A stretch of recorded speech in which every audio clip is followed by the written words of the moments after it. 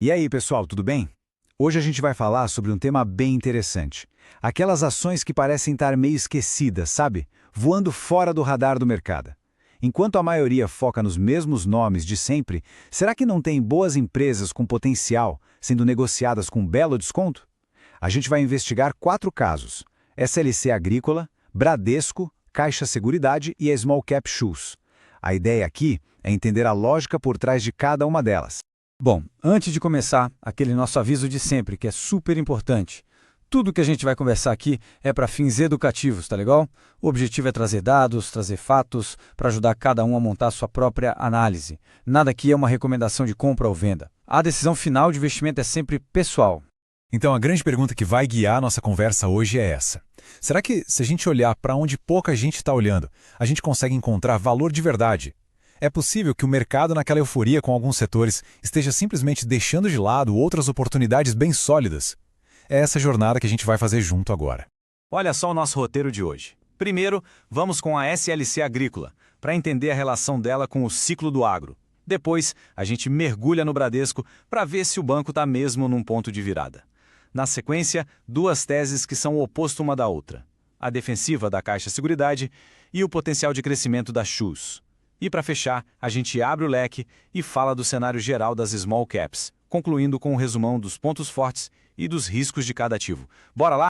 Começando pela SLC Agrícola. A gente está falando de um gigante do agronegócio, uma referência no setor que foi basicamente ignorado pelo mercado no último ano. A grande questão aqui é: isso é um problemão ou é uma janela de oportunidade para quem está pensando no longo prazo? Esse gráfico aqui ilustra a situação perfeitamente. Dá uma olhada. Enquanto o Ibovespa subiu impressionantes 35% no último ano, a SLC Agrícola caiu 5%. É uma diferença de performance brutal, né? Fica claro que no curto prazo quem investiu na empresa não se deu bem. Mas a análise de valor muitas vezes começa exatamente nesses momentos de pessimismo. E olha, a SLC não é uma empresa qualquer, parada no tempo. Ela produz soja, algodão e milho, mas investe pesado em tecnologia de ponta, como drones e robôs, para detectar pragas. E de forma bem estratégica, ela aproveitou a crise do agro para expandir sua área plantada, comprando fazendas com muito potencial. Além disso, ela tem um modelo de negócio que mistura terras próprias e arrendadas, o que dá mais flexibilidade. E ainda tem um braço de sementes que está crescendo forte. Isso ajuda a diversificar o negócio. E aqui está o pulo do gato, o ponto central da tese de valor. Se a gente pegasse todos os ativos da empresa, tudo que ela tem, e dividisse pelo número de ações, cada ação valeria R$ 31,30. Acontece que o mercado está negociando essa mesma ação por volta de R$ 14,65. Ou seja, a empresa está sendo vendida por menos da metade do que ela realmente vale em ativos. Isso acontece por causa do pessimismo com o agro. O mercado está esperando o pior cenário e ignorando o valor real das terras e da operação da SLC. Mas o que é esse tal de NAV, ou valor patrimonial líquido? A analogia aqui é simples e perfeita. Pensa numa fazenda. O NAV é o valor de tudo que tem lá dentro. A terra, que se valoriza com o tempo, os tratores, os silos, o estoque de grãos. Aí você tira todas as dívidas.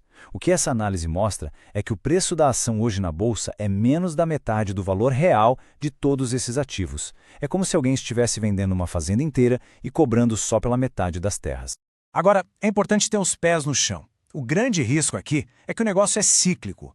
O resultado da SLC depende diretamente do preço internacional das commodities. A soja, por exemplo, continua com preços baixos.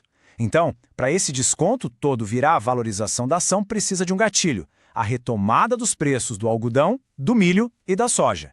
É uma tese que exige paciência. Não tem jeito. Mudando de setor agora, vamos sair do agro e pular para o setor financeiro, para analisar o Bradesco. Um banco que passou por uma fase bem difícil, de crise de confiança e de resultados, mas que agora parece estar num processo de recuperação.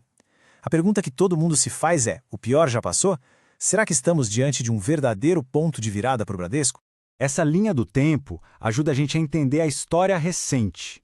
Entre 2021 e 2023, o banco apanhou bastante com o aumento da inadimplência. A coisa começou a mudar no final de 2023, com a chegada do novo CEO, o Marcelo Noronha, que prometeu uma recuperação sem pressa, gradual. O ano de 2024 está sendo o ano da limpeza da casa, sabe? Arrumando a carteira de crédito para, aí sim, focar em voltar a ser mais rentável nos próximos anos. Um indicador que a gente sempre tem que olhar num banco é o ROI, o retorno sobre o patrimônio. O do Bradesco hoje está em 14,7%. Para a gente ter uma ideia, os bancos mais eficientes aqui no Brasil costumam entregar um ROI acima de 20%. Então, apesar de já ser uma melhora, ainda tem um bom chão pela frente para alcançar os concorrentes. A tese de investimento aqui depende justamente da melhora gradual desse número. E olhando para frente, o que esperar? As projeções indicam um preço sobre lucro de 6,4 vezes, o que é considerado bem atrativo. Com um plano de distribuir 60% do lucro para os acionistas, a expectativa é de um dividendo de R$ 1,40 por ação.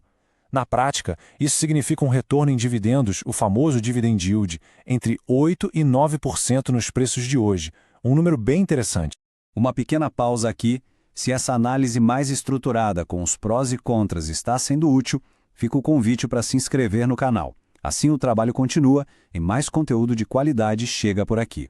E para quem busca sempre se aprofundar para investir com cada vez mais segurança, uma das melhores formas é a boa e velha leitura.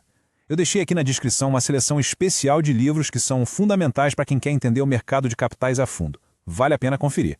Agora vamos seguir.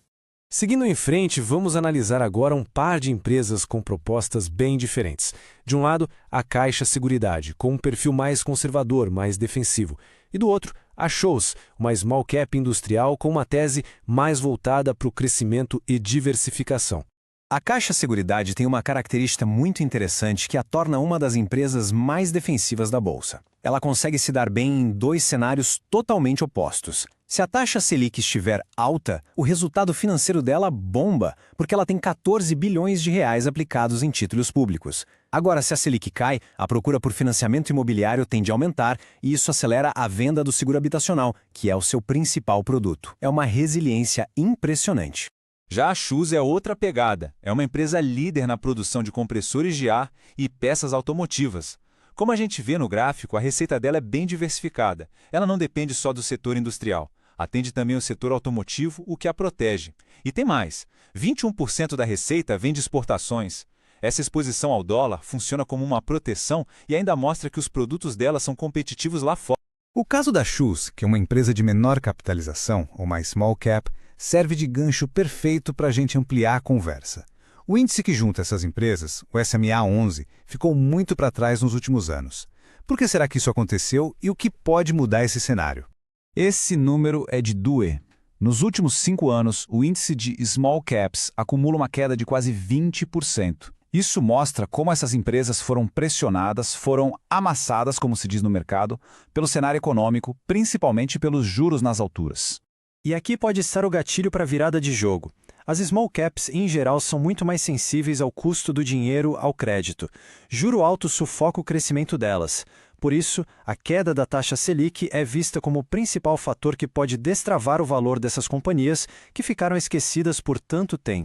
Certo, pessoal, passamos por 4 empresas e um setor inteiro. Chegou a hora de juntar todas as peças e fazer aquele balanço final, resumindo o que tem de bom, a oportunidade e o que exige atenção, o risco em cada um desses casos.